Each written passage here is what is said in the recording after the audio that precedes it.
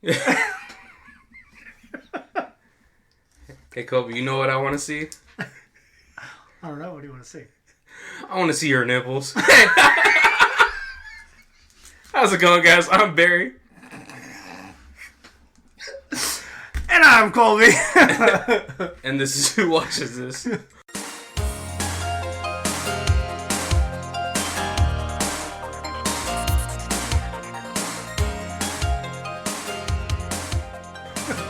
Theme music. Okay, so you will get that opening sequence if you watch this 1988 classic Bill Murray movie. Yup. Well, I don't know if I'd call it a classic. I think it's pretty classic. Yeah, but is it classic like, what's it called? The golfing one. Caddyshack? A Caddyshack. It's not classic like Caddyshack. The 1988 Bill Murray movie, Scrooged. Scrooged. With a D. Yeah. Honestly, okay, so when this movie came out, this is probably like during like early for you, right? Like this is probably like before high school. Well, what was it? 1988. 88? I was in high school. So I mean, like, but Bill Murray at this time, this is like pretty much his like height, right? The 80s, early 90s, right? Because this followed shortly after Ghostbusters. Yeah. So did you see Bill Murray doing this kind of like Christmas movie? Did you watch it in the theaters? I did not watch it in the theater. Well, were you a big Bill Murray fan? I saw Ghostbusters in the theater. I really like Ghostbusters. I remember him from Caddyshack and stuff like that. I don't know. It didn't seem like a real Christmas movie because he was in it. Like, not because he was in it, but I mean, like, it didn't follow that Christmas. It was like a step off of like regular Christmas movies and stuff. And I don't know.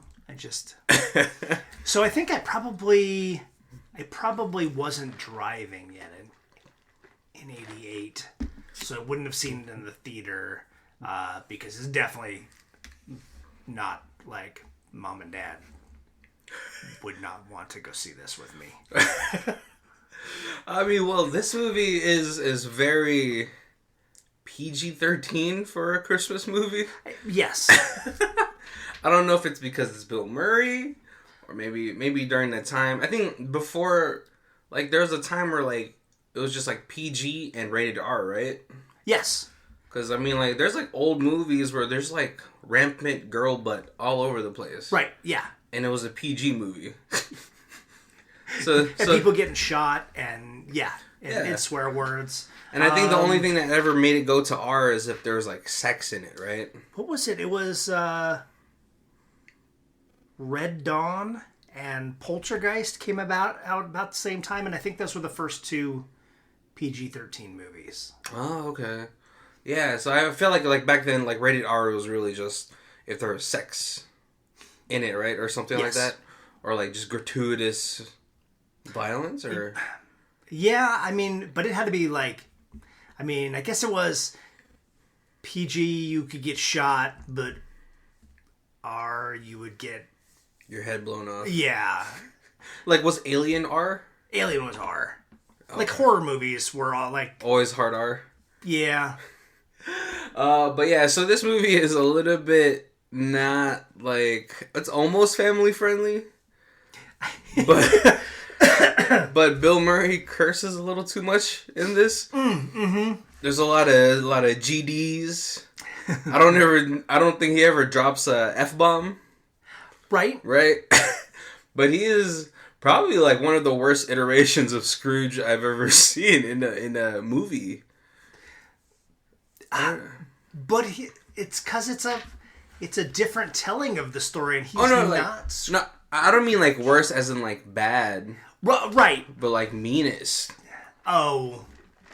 Yeah, because it doesn't play... It plays current time. So it's a totally different kind of mean. Yeah, because he's like a high-powered businessman.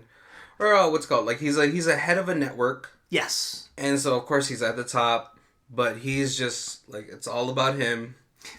He's like firing people during Christmas Eve, which is like a recipe for suicide. Yeah. Right? But yeah, like I don't know. So I mean, we decided I wanted to do this movie because I grew up with a lot of Bill Murray. For some reason, Channel 5 in Los Angeles always showed like Mr. Destiny, Groundhog's Day, what's it called? The Ghostbusters. That's right, Groundhog's Day. Yeah, and this Stripes. one. Oh yeah, Stripes. But yeah, and this one during the holidays, like for a lot of kids, they liked watching what's it called, Miracle on 34th Street. 34th Street. I watched the Scrooge. See, now, like I said, I didn't see this in the theater. I swear that I had seen it, but rewatching it this week, there is so much of this that I didn't catch as a child. Oh, yeah. I don't know. I'm not going to high school, so I should have caught all the stuff. But, like, there was, like, just huge gaps in this that I don't remember. To the point where I'm like, maybe I never saw it. Maybe I only seen clips and trailers and stuff for it. Well, you also got to remember, I don't think you'd ever went to Blockbuster for this movie. You know, so like watching it like full, like not for TV, but for just like regular, like if you watch it in the theater, there's a lot of more risque things happening in here. Oh, that's true. Yeah, if you watch it on like NBC or whatever. Yeah, they're not gonna show like the girl's nipples. Yeah. Or like the top of her areolas.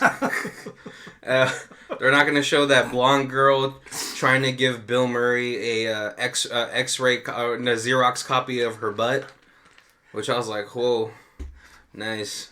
Yeah. There's just like, I think there's just a ton that you didn't see if you watched it first on TV. Yeah. So, Colby, did you like watch the trailer before watching the movie, or? No, like I said, I thought that I had seen it already. Seen it before, or I think I did. But so I was like, yeah, of course, I know this movie. Let's watch this. It was a brand new watching experience. And then it was Lee Majors side by side fighting ninjas with Santa Claus. Like, how would I have not remembered that? Well, I feel like you were also thinking, I wish that was a real movie. I would totally see that movie in the theater. I don't think would that have came out in the theater. Lee Major versus ninjas. Maybe not. I would definitely watch it. What? On Sci-Fi Channel or wherever.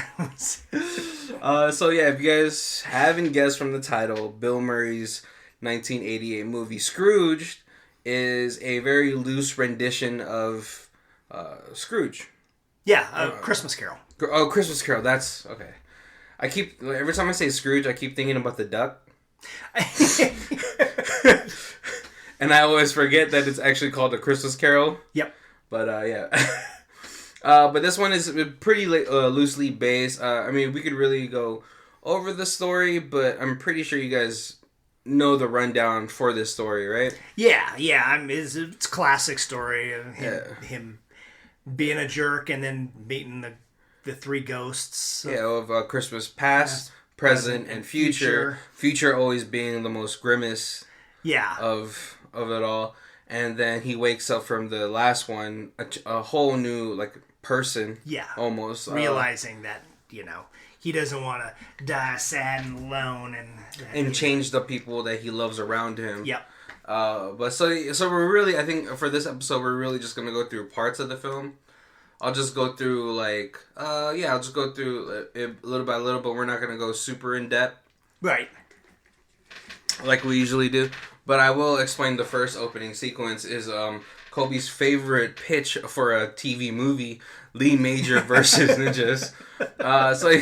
So we find out here that Bill Murray is actually the president of a networking station called IBC. IBC. I think it's a good parody where it could be ABC or could be NBC. Not Fox. Nick could know.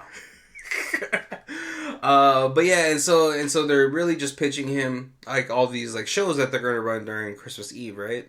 Yes. And then so So they show him because they're the lead ups to the live action Christmas Carole that's going to be taking place on 4 continents. Is that what the deal was? Yeah. Oh my god. I guess that is a pretty big deal. But what's it called? $40 million, and back then that was. Oh my god! If you that was do that, yeah, $200 million, yeah. But they show him the promo video that they had, and it was like this very like it was very classical Christmas Carole. Yes. You know, so something you see on Hallmark. But he's like, no, that's all boring. Let me show you the Scrooged Christmas Carole that we're gonna run, the ad, and it almost just looks like a horror film. Yes. There's like a woman running to the screen, screaming, Hitchcock style. It's just not a good depiction of what the old man gets like carjacked or something. It's like a very dystopian version of what a Christmas Carole could be. And then its tagline is, "Watch Scrooged. Your life may depend on it." Later you find out that a woman actually died from watching this ad. Yes. And he's like, "You can't buy publicity like that." Which run it twice as often, but with a tagline saying, people with heart conditions may want to leave the room. Like, I think the moment he said that is like you knew what kind of person he was. Oh yeah. Which was shit. He's a shit person. But yeah, so after that, he has like this assistant. A really good assistant.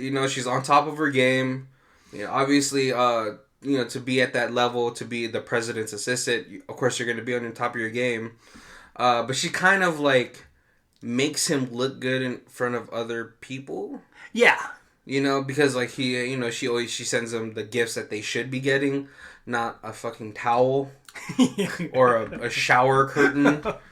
I think the year before that, his brother got the shower curtain because they had the joke about it. Yeah. But this year he got the premium VCR. Yes. Man. And that would have been a really cool gift in the 80s. In 80. Well, because then it was like VCR versus Betamax, right? Yes. Betamax totally lost that one. Yeah. It's a weird side story. Betamax was a better system and made better quality than VHS, but the porn industry opted to go specifically to VHS, and and that killed the I mean, like Betamax. Let's be honest, like, the world is run by porn. Yes. That is also why we got Blu-ray instead of HD DVDs. It is actually the reason. Which, I mean, wow, just the power of pornography. You know what? I went to a porn shop. Like, I've never been in one, so let's go in it.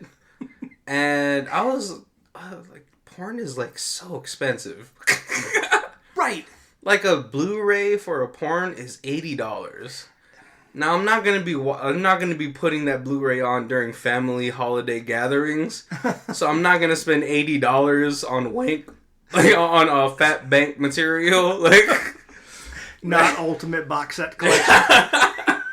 And I also give me the highlights. I don't need to watch a 2-hour like it's a major motion picture. That's a turn. That was a really long tangent. But yeah, so really the first half of the movie, we kind of go, or before he meets the ghost of Christmas Past, we go towards just showing how terrible of a person he is.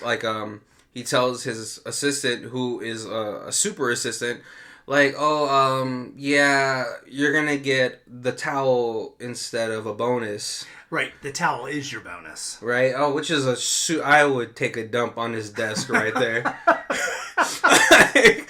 No. Yeah. But during the meeting, though, he one of his, I think it's his vice president, he's trying to say, no, we have to run the family-friendly Christmas Carole ad. We can't run this horror-looking one. Right. And people are going to trip out, and then, Bill Murray is like, oh, don't worry about it. Yeah, we'll talk about it. But as he's leaving, he's like, fire that guy. Right. And he tells his assistant, fire that guy, have security, escort him out, and then she just calls downstairs and she's like, executive code 12 or something like that. Yeah. And it's like, oh, this happens often. Well, she does try to stop him. Right. She's like, come on, man, it's Christmas Eve.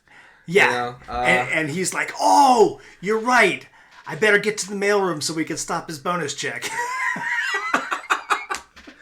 And then as he's getting thrown out, he's looking at his little telescope that's like next on the street level, and he's timing how long it takes for them to kick him out. Yeah. And he's like, oh yeah, 4 minutes. Like, man, that is just a super like shit person. Yeah. And what else does happen? And so yeah, he has this little like weird relationship with an executive from California who ends up being his partner because his boss is like, oh, you seem a little stressed. Like, I brought him so you guys can share the workload. Right, and it's kind of like his nemesis for like the movie. Yeah. Because he wants to be the boss, but like he feels like his boss is like the owner of the station stepping on his toes by bringing in somebody to help him. Yeah. And I mean okay, so this guy has a very Phil Hartman-like quality to him from Jingle All the Way. Yes. Because he's like ultra nice, and he's trying to make it seem like he's there for you, but really he's just trying to dick down your life. Yeah. And by that I mean job. All right. Oh, but you get like this weird like vibe off, not vibe, but like the owner of the company or the owner of the station is like a little nutsy because he's like he has this pitch where he's like, the future of television is going to be cats and dogs, and how many cats are at home alone? 47 million or something. I think they had dogs at 48 million. He's like, if we start advertising towards cats at this point, 20 years from now, when they're dominating the station, they'll remember us for this. It sounds very very like what's it called, the professor from Futurama. Yeah. Which in that case he was right. This guy was not going to be right. No. But yeah, and so like what's it called? He gets to his office after sort of like a weird day for him, like after the dinner. Like right. he had been slowly having maybe like visions. Oh no, not yet. But when he gets to his office, a dead dude comes. Yes. Yep. Well, I think it was his former mentor, right, or something like that, because he comes in with a caddy, like not with an actual caddy, but his golf bag, and he's trying to shoot him. Goes right through him. He drinks. We get the funny little slapstick comedy where the holes, the liquor is coming out the holes. Well, yeah, and then he also sees like I think a rat come out of his head. Super gross.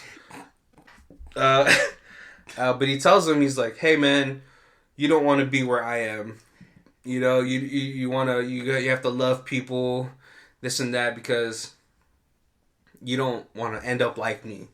But he ends up, what's it called? He's like, "But you're the main creator of the miniseries. You're that guy." He's like, "I don't give a fuck about all that, man. Like, look at me right now." But he tried, and then he chokes him out. Like, even though he looks all frail, he has like zombie strength. Oh yes, definite zombie strength. Yeah. And then he also slowly, like, what's it called? Like, warps him out of the building. Which, I mean, for 88 was pretty impressive. Right, it was good effects, yeah. There was like the little ripple, like, but then like as he's falling, he actually wakes up, I think, at the station again. Yes. Yeah, and so throughout he goes throughout his day. Oh, so he wakes up, and as he's waking up, the phone is dialing. Oh yes. And that's where it calls. Well, he's getting a call from Claire. Right. And we don't know who Claire is at this point, but it seems like it's someone important to him. So he calls Claire, and he's like tripping out. He sounds like he's on drugs. If I got that call, I'm not gonna. Right, yeah, because it ends up going to an answering machine. Yeah, and but he's just like, "Oh, never mind. I'll call you back or something." But then he goes through the next day, it's Christmas Eve. We see the VP. He's like super drunk. He's trying to drink. He gets splashed on by water. His bottle falls out of the glass or the paper bag, which is like just a super shit day for him. Right. Yep. It's Bobcat Goldthwait. Huh? Bobcat Goldthwait from Police Academy, the one who like talks like this. Oh, is that him? Yeah. Oh, okay. I just recognized that voice from what's it called? That one TV show. He was the puppet. Happily Ever. No, he was like the theme song was "Hit the Road, Jack." You remember that? Yes. Right? With Nikki Cox. That's the only reason I remember that show. Nikki Cox.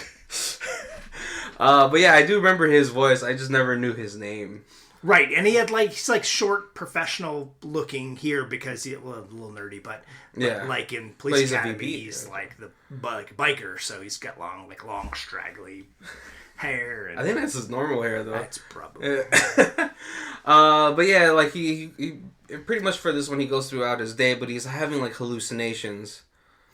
Yes, he gets he orders a highball. And when the drink comes out, in it, he thinks he sees an eyeball. Yeah, he thinks like a waiter's on fire. Yeah. And so he decides to leave this business dinner that he's supposed to have with his new like co-director or co-president.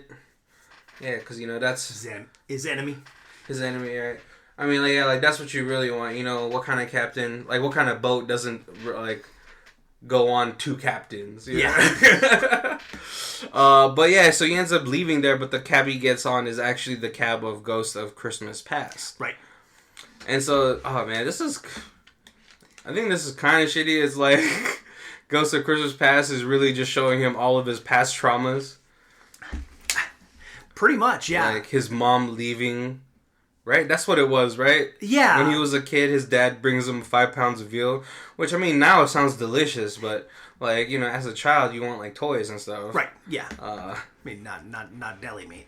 And then, like, he's, like, taunting him, like, I told you, like Niagara Falls. But, he leaves. Then he ends up going to the Christmas party. Right. That they were in. And you see him with a wonderful 70s mullet. It was a Jerry Curl mullet. Curl mullet. Disgusting. Did you have a mullet as a kid? Or not a mullet, but like a Jerry curl? Nope. But yeah, this is where you find out, like, Ghost of Christmas Past is pretty much telling you that you haven't really lived your life. You've worked all your life, but you haven't enjoyed anything. And this is where we get the blonde girl trying to give him a Xerox of her butt. Yes. Which, nice. But, Bill Murray's like, oh, come on, do her. What's wrong with you? But him leaving that party actually ends up him meeting Claire. Right, yep. Which is like, you presume is the love of his life. They do, I feel like Bill Murray has like a really good banter. He has very witty banter. Oh, yeah. Which even though he looks like a slob, I feel like he's charming enough. I've heard stories that like he's kind of like that in real life, that he does things like he'll get into an elevator and like when he gets to his floor he'll just reach over and hit every button and then turn around to the people in the elevator and be like, who's gonna believe Bill Murray pushed every button, and then get out. No, yeah, like there's definitely stories of him like crashing a college party just to wash the dishes. So, like, he has, like, this really weird aura about him. Maybe it's because he's a comedian. But he's, like, sort of, like, he has, like, that really weird style of comedy. Mm-hmm. Where it's almost, like, sarcastic in nature. Oh, totally. But, yeah, so, then you see them, like, going through their relationship little by little. They have their first Christmas together. He's like, oh, yeah, I never get a girl 12 sets of pointy knives. Which is also, like, a good quote because, yeah, you don't want to give a girl, like, anything she can stab you with. He's making a joke with the ghost. Yeah, and he's like, why did you get her knife? He's like, it's the Ginsu knives. Yeah. You can cut through your shoe with one of those. But, yeah, but then, like, the next year, like, this is, like, now they're, like, in their 3rd year of being together. He's moving up in his, like, production studio. He is, like, a dog mascot for a TV show. Yeah. he gets invited by the president to go to dinner with like his assistant who he's sleeping with. And you know, and he wants to go with his girlfriend, but she's like, no, we already made plans with other people, you know. But he's like, oh, why are you being so selfish? Why don't you think about me for once? Which is like, the moment you say that, you're automatically the selfish one. It's like when dudes tell girls like, I'm a nice guy. I think the moment you have to like announce it to somebody, it's automatically null and void. Yeah. But, yeah, and she's trying to tell him, like, you know what, maybe we should have some time apart. And, you know, I think for her, she was hoping that the time apart would make him see, like... miss her. And and realize what he's... Go back to her, but they end up never getting back together. Right, yeah. And then this is the part where, Ghost of Christmas Past leaves. You know, he wants him to remember all of his regrets. Yeah. Even if he's, like, buried them deep in his subconscious. Then we get the visit from... Oh, well, actually, no. She comes to the station because his nickname is Lumpy. Which is a pretty appropriate name for Bill Murray. But she jokingly calls him that because the first time they met, she opened a door into his head. Oh, okay. And then when he dropped his stuff, she bent down to go pick it up, and so then they conked heads again. So she called him Lumpy because he's got bumps on his head because she hit him in the head a couple times. Oh yeah, okay. I thought it was because like the first time they had sex, everything it was also. They didn't go into that, but possibly. But you know, she's trying to start a conversation with them. He's getting annoyed by all the production people around him, and he's like having these like rage-filled outbursts at everybody because he can't get his point across to her. Right, and just kind of interrupting her conversation. So even though the scene needs to be, or you know, the set needs to be built today because they're doing this live production, he's still just like, "Why won't you stop hammering? I'm trying to talk." Yeah. Why won't you guys ever just think about me for once? But yeah, and so she ends up leaving. She like gives him a business card, and it looks like it's an outreach program for people. Yeah, because I think it's like outreach people rights or something like that. And then this is the point where like Ghost of Christmas Present comes, shows him all the things that he's missing, like the Christmas party with his brother. Right. Yep. Because his brother had. In a scene earlier, had invited him to a Christmas party. He's like, no. And he's like, you know, why? Do you hate Christmas? And he's like, I love Christmas. I'm the producer of, you know, the most popular TV station, you know, in the world or in the country. And everybody is too cold to go outside. So, you know, it's nothing but profit for me on Christmas. But, you know, his brother every year always invites him. He never comes. But, you know, his brother loves him. He's like, he's my brother, you know. Yeah. They don't really go into it, but I get the impression that it was like, mom's gone, and dad is obviously a jerk, so Bill Murray's like, really like the one decent person in his brother's life. Yeah. Like, at least growing up until he turns into his dad. And I mean, like, and so, like, they're playing this game. They're doing, like, pretty much a TV trivia. And Bill Murray, who grew up with the TV, he's like, come on, man, you know? How do you not know the SS Minnow? The SS Minnow from Gilliland Island. Yeah. And then they talk about the present that he got from last year, which was shower curtains. Yep. But he defends his brother. He's like, yeah, but it's really fancy shower curtains. There's no such thing as fancy shower curtains. Okay? But then he opens the box, and it's actually of the top of the line VCR. Yeah. And for some reason, Bill Murray's like, no, it's supposed to be towels. But I was like, well, like, what's wrong? You didn't have to think about what to get your brother anyway.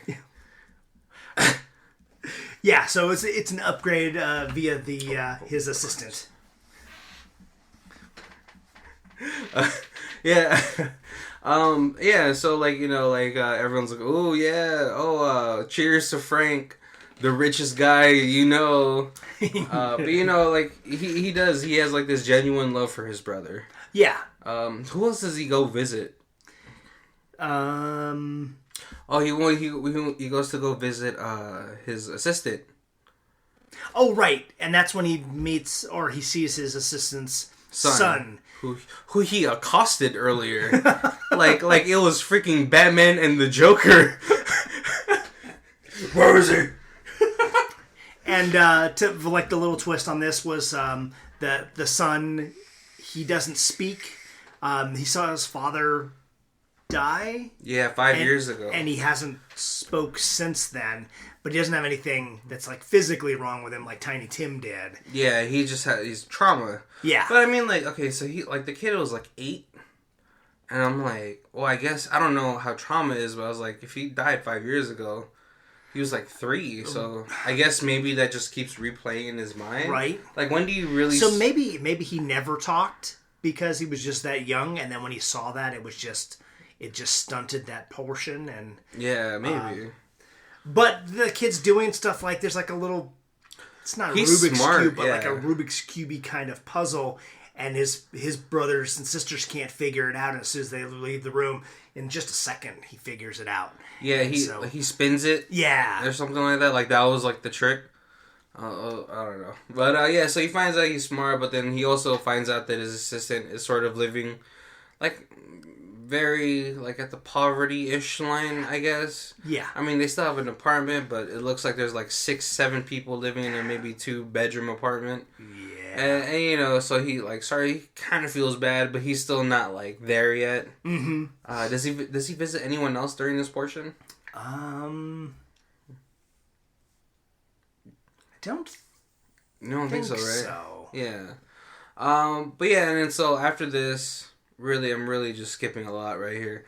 Or he gets accosted by the ghost of Christmas or Future, yeah.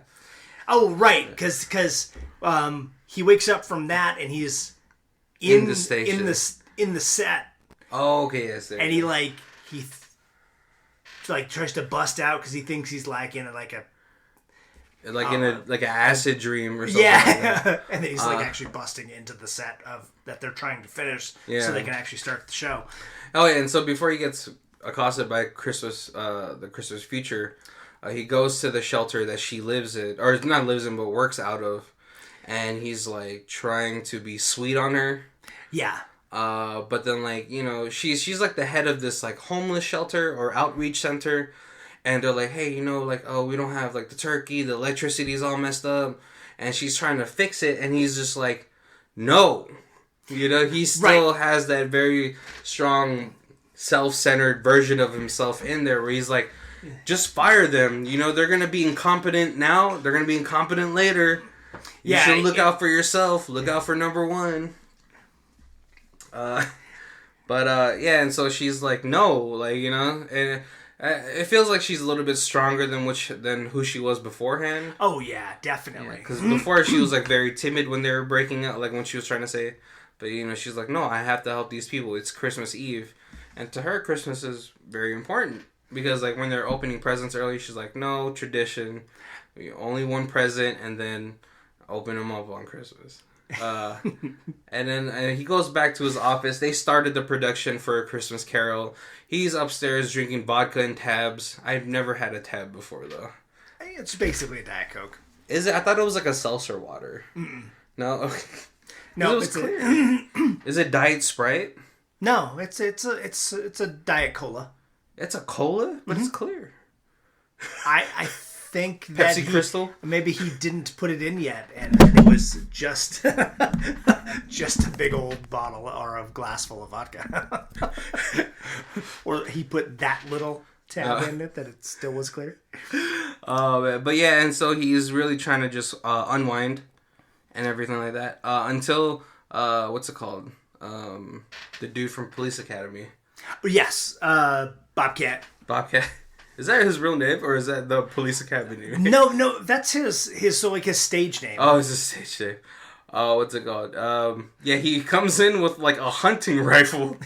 Like, he's about to go get some ducks or something like that.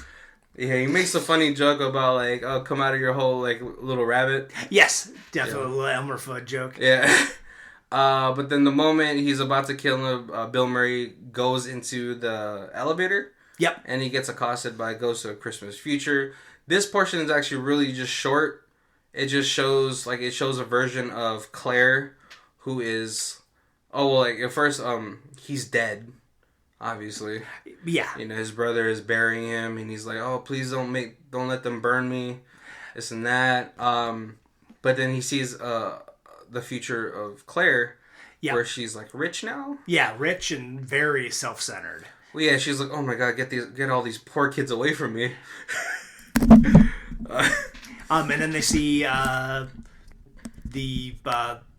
his assistant's little boy, like in a mental institution, kind of. Yeah, but he's still like the same age. Like he wasn't like an older like kid. I think it was supposed to be like an older kid. But still, yeah. But budget, still not talking. Still not. And so he freaks out, and this is pretty much where he wakes up. And like every Scrooge has their like coming to moment. Yeah, and so he tells like the guy who's trying to kill him, like, "Hey, I'll hire you at twice the salary. I'm sorry about that. You know, I need you, man. You're really important." And then he goes downstairs. He interrupts the programming. Right. Basically, just to tell people like, "Hey, why are you guys watching TV? You guys should be enjoying family time." But he puts out a good message. Yeah, it's a really long-winded message. Yeah.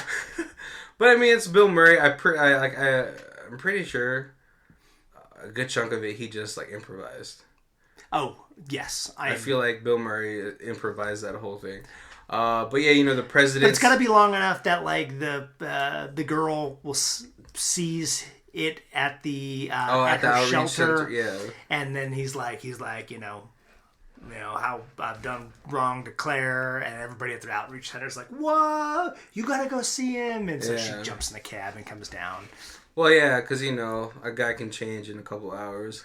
I guess he gets if you see ghosts. But yeah, so he has this long speech. Everyone starts to get like their heart touched. Yeah. Because you know even the president who was gonna kick him off and fire him as the president, or like the owner of the station, was gonna fire him. Yeah, when he starts seeing him interrupt the live broadcast. Yeah, which I mean, like, you know, at that point, you're like towards the end of that live stream anyway. Right. Or not stream, but like live production. So it was like a nice little like footnote. Yep. On that show. But yeah, so everyone starts to get like touched. They sing the. Da da da da da da, right?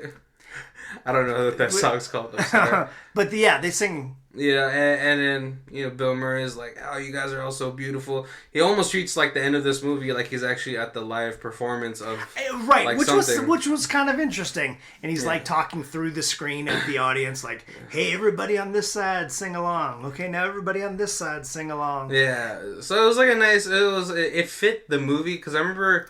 I think when we watched this, like to review sort of if we're going to do this movie, we kept thinking if it was a TV movie or not. But then he's like, "Oh yeah, but everybody in the movie theater." I was like, "Okay." Yep. And you know, like he gets back with Claire, Tiny Tim. I forgot what his actual name is. Right. He talks. Yes. He finally. And he says the Tiny Tim line. What was it? God bless us, everyone. Yeah. God bless us, each and every one? Or yeah. Something like that. Yeah. Something corny. and the movie ends, you know.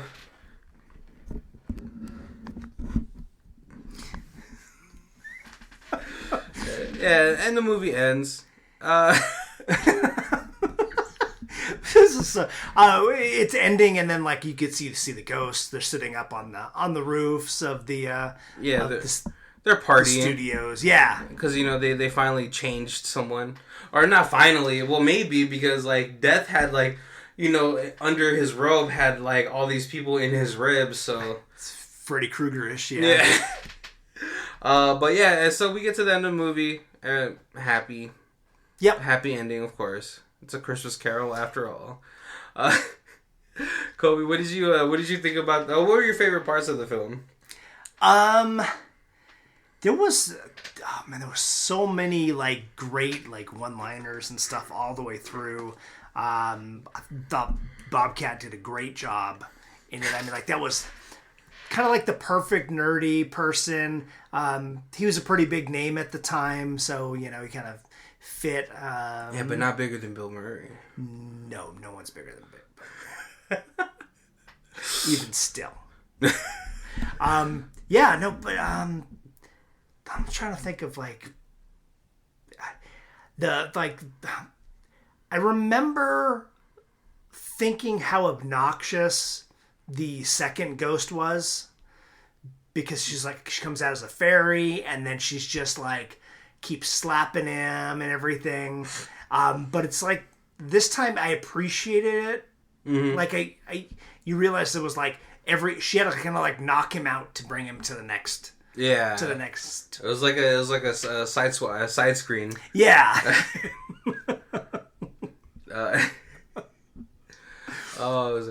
I appreciated all the adult jokes in here. Yes. Yeah. It's certainly that I don't remember. The nipple, right? Yeah, I didn't remember that either. Like when they shot to the girl who had a costume problem, like her wearing a pretty much a one piece thong wasn't the problem. It was that like a little bit of her areolas were coming off the top. Right. And when they shot to her, it actually showed like the areolas coming off the top. I was like, okay. That's right. And the network censor was like, you can't show that. You can't have her on there. And then Bill Murray is like, yeah, but I want to see those nipples. I know these guys want to see those nipples. Look how hard they're looking at them. But she's like totally okay with it. I don't know. Right. And yeah. Bill Murray is like, they're not going to see her nipples. She's going to be moving way too much. And apparently there was the dancers were all the Solid Gold dancers from the old Solid Gold TV show. I don't. Is that an actual show? Or? Yeah, it used to be like a Soul Train kind of. Like the '80s version. Oh wait, no, Soul Train's been around since yeah. But it was in the '80s. They had a number of different shows that were like that. Oh, okay. But yeah, what's it called? Yeah, I mean, it's really like this movie. It's really hard for me to pick a favorite part. Maybe probably my favorite part is when he was with the Ghost of Christmas Present, watching the family party. Mm-hmm. Because I had like big family parties like that growing up too, where me and my cousins would play like board games and all that stuff. So it just reminded me of like that time. Yeah, and then I think. I don't know. I think the whole flashback with him and his girlfriend Claire, that was like nice because it was like a little, I don't know, realistic. What would you say? Yeah, it was like definitely heartfelt, and sometimes Bill Murray can overdo some of those things so that it feels fake, but like the chemistry between them on screen seemed very genuine. Yeah, it was very, what's it called? Rocky and Adrian. Yeah. Like Claire, or like the actress, like it felt like she could really balance out Bill Murray. Where like, she would go a little Bill Murray and Bill Murray would go a little bit like her. Yeah. Yeah, so it felt like a genuine relationship. I think those are like probably like my favorite parts. And then there was a lot of like little like Easter egg kind of throwbacks to like his other movies and stuff. Okay. Like there was, like there was a part where he's like with the girl and he's like, I'm gonna make you bark like a dog, and it totally reminded me of like in Stripes when he gets with the MP and he's like in like there's like a little kitchen scene, and I think it was almost the same line. And there was just a number of things that in this movie where it was like almost just like he just threw it in there. Yeah, even like at the end, at the very end, he was like, "Feed me Seymour." And where's that from? Because he's in not Rocky Horror, Little Shop of Horror. Oh, was he? Man, I only really remember the guy from that movie. I only remember the guy from Honey, I Shrunk the Kids. That's him, right? Yep. Rick Moranis. Yeah, he's the main guy. But Steve Martin's in there, and he's the psychotic dentist. And Bill Murray is the patient who keeps messing up his teeth so the dentist will have to drill him because he likes pain. Man, I have to rewatch Little Shop of Horror. It has been a long time since I've seen it. Because I really just remember Rick Moranis. Oh yeah, but Kobe, yeah, like how would you rank this on your Christmas movie list? So before going in and watching it this week, I probably would have said that this was like used DVD. I was like, yeah, I remember that movie. It was funny. It's got Bill Murray in it, so it's probably worth owning. But after I rewatched it, I was like, this movie should be like a regular on my Christmas, rotation. I'd probably go new Blu-ray on this. You'd go new Blu-ray? Man. I really enjoyed it. Like, there were, like I said, maybe it's because it's been 20 years since you've seen it. I may have seen it. But yeah, just entertaining all the way through. Like, Bill Murray is fantastic in this. All the characters, like the casting of this, I think is just top notch. It's a great kind of spoofy twist off of the original story. You still have the three ghosts and that kind of thing, but it's kind of fun. But it's like he's getting seen by the three ghosts while he's trying to produce a TV show about the three ghosts. Yeah. It's so meta. Yeah, right. Oh man, so for me, probably before coming into this, I probably would have said like a new Blu-ray.